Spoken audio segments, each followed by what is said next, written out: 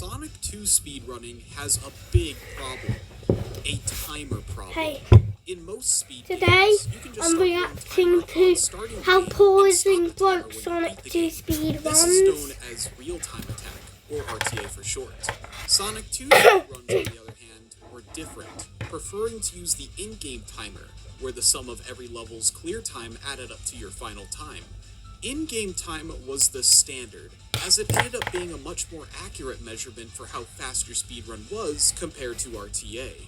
The only downside in terms of accuracy was that if you paused the game, so did the in-game time. But this is a speedrun of Sonic out of all games. You gotta go fast, and there's just no need to pause.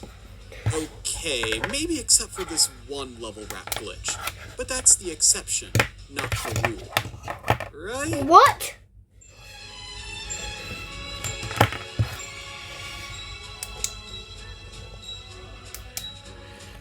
Before I get into this whole pausing fiasco, we need to first bring up why Sonic 2 speedrunners used in-game time over RTA.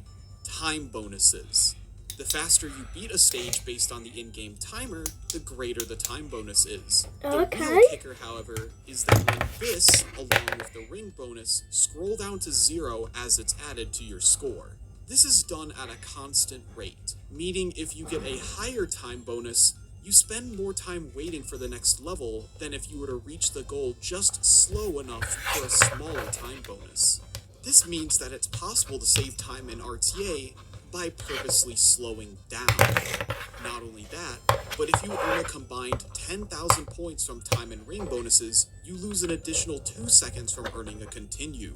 Since many of these levels are beaten within 44 in-game seconds, this happens constantly. This is pretty counterintuitive to the spirit of speedrunning, so sticking to in-game time made the most logical sense.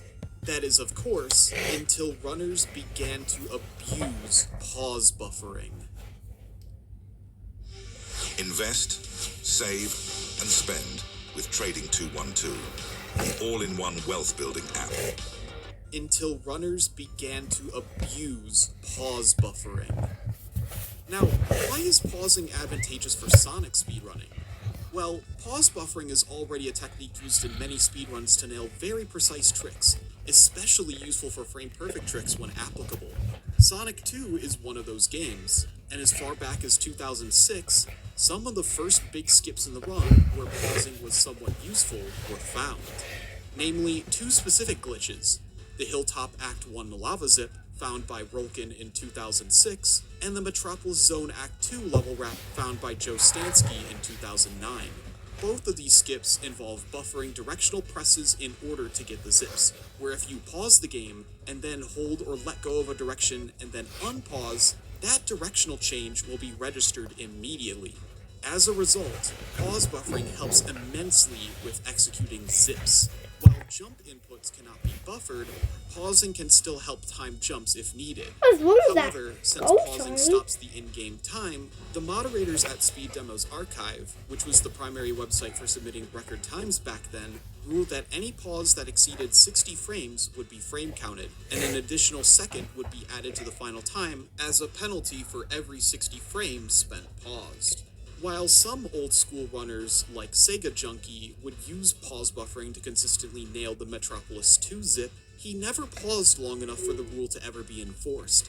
Many people didn't even know this rule on SDA even existed because of how it was never really enforced, and not everyone pause buffered. Although many big skips, like the previously mentioned Hilltop 1 and Metropolis 2 zips, could be slightly easier with pause buffering, most people who perform these tricks didn't feel the need to pause for the most part. But in 2011, this would suddenly change. On October 26, 2011, Glitchman would post in the Sonic 2 forum on task videos that he had discovered a level wrap in Metropolis Zone Act 3. A zip that skipped straight from the start of the level straight to the boss, and saved over 50 seconds. The first time this trick would be implemented in a world record was Sega Junkie 1613, set on March 28, 2012. However, this trick was far more precise than any trick used in full game runs so far.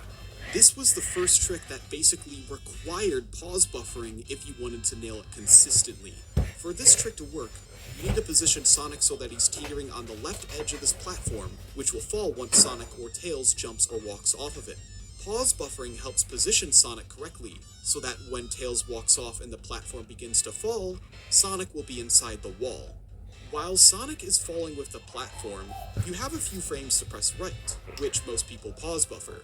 Finally, runners will pause just as Sonic passes the top of the slope to buffer releasing right, which when performed correctly will result in a complete stage wrap. The implementation of the Metropolis 3 level wrap would be the first time pause buffering would become widely used in Sonic 2 speedruns, but it would be the only trick to take advantage of pausing due to its difficulty. At least, for a while. Hello? A long while.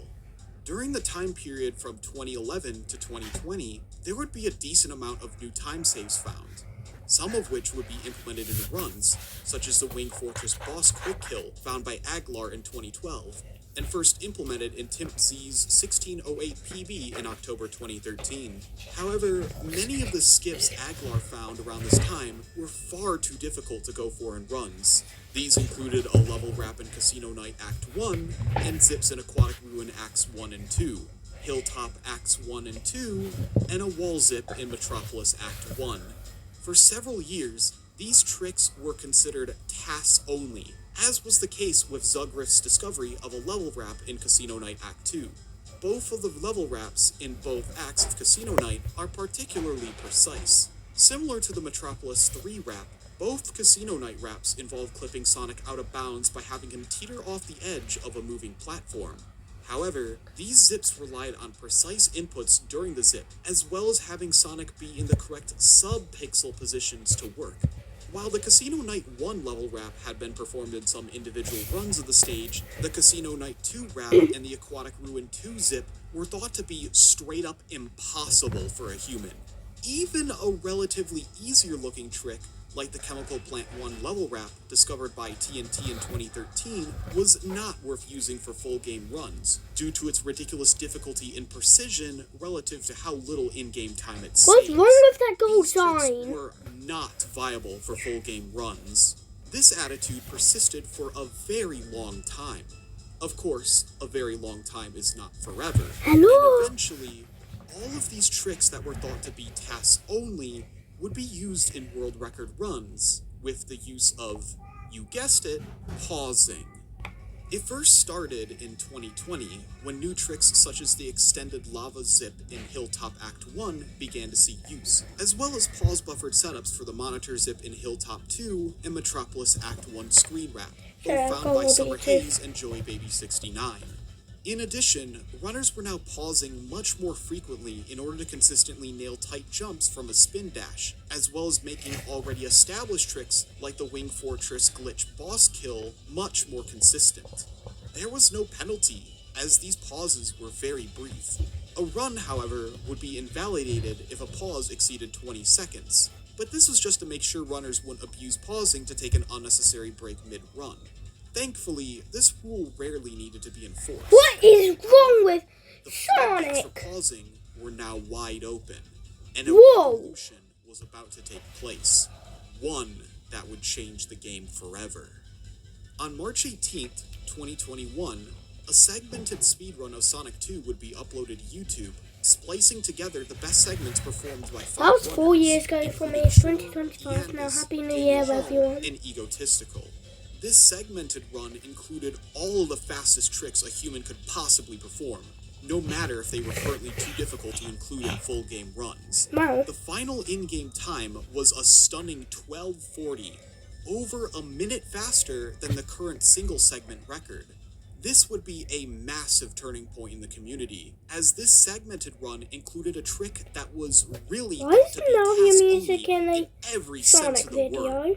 The task zip in Hilltop Act 1. This zip saves 5 seconds over the extended zip Joey found a year earlier, but is much harder, requiring you to release a frame-perfect spin dash for the zip.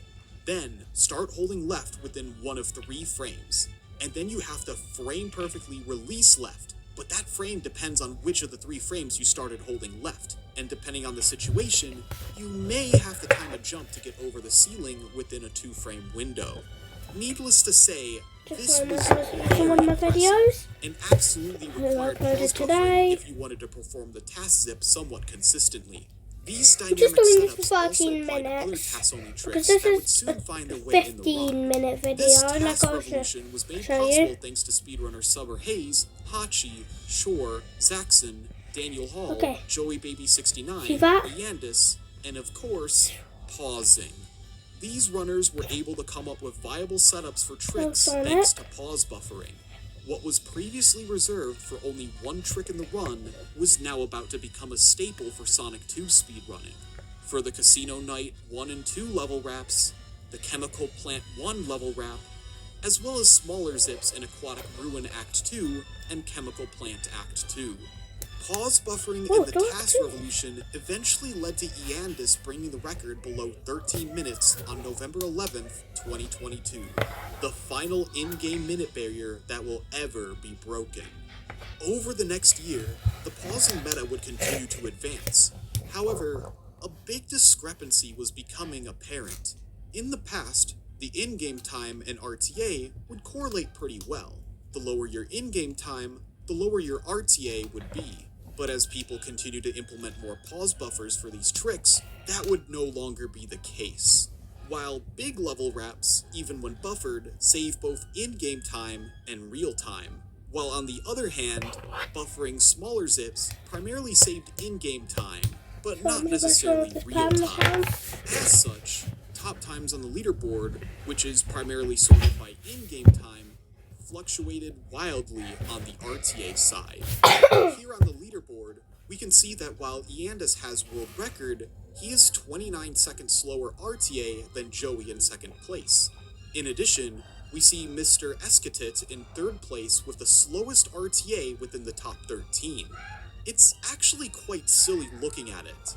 And members of the classic Sonic speedrunning community realize that ever since the task revolution, in-game time was no longer the most accurate timing method for the leaderboard.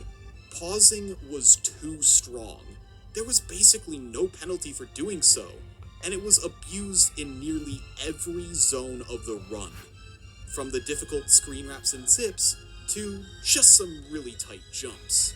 Something had to change.